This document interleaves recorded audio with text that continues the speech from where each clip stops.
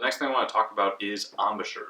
Embouchure is one of the most important quintessential things you need to know in order to get a good sound. Like, it really comes down to the embouchure. Not having a good embouchure can really dictate the difference between a bad sound and a good sound. So having this foundation down, like, I can't repeat it enough, it's the most important thing to learning the saxophone well and getting a good sound. So let's dive into it. There's some good aspects and characteristics to the embouchure, and they include this. So we have the, in general, when we're playing, we want to have a round mouth. So out of the vowels, A, E, I, O, U, we want to use O, O. We want to have that O shape, so O, circular. Next thing, the bottom lip on the mouth is going to be tucked over the bottom teeth. It acts as a cushion, so it's going to be over. All right. The next thing, the top teeth are directly touching the mouthpiece. So bottom lip, pull it over. Top teeth directly touching the top of the mouthpiece. And then the next thing, with those, we bring the corners in to create that O shape. So O, corners in. So those are a few of the characteristics. The next one, the chin. We need to have it firm, so it has to be like a wall. O. So when I say O, this gets tight.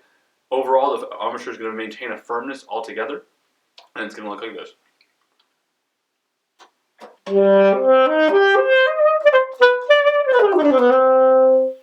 All right. The next thing, as you could see when I was just kind of poking around at those few notes, I did not move the embouchure at all. So there was no changing of my mouth. It stayed firm the whole time. There was no moving back and forth of the chin.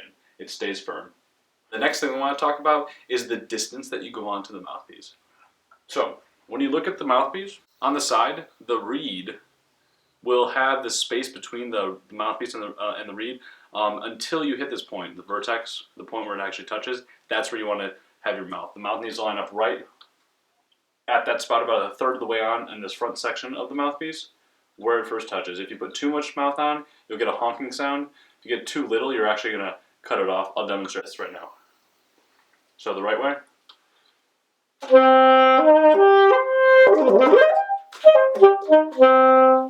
The wrong way, if you put too little mouth on the mouthpiece, it's going to be muffled or it won't make a sound at all.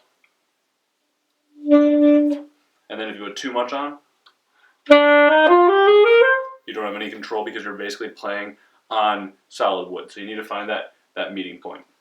One more thing that you need to realize, when you're playing, you're using air. So a thing that you can easily do is puff your cheeks out when you're playing, and it looks like this. You don't want to have your cheeks puffing out. You want the air to go directly through the saxophone.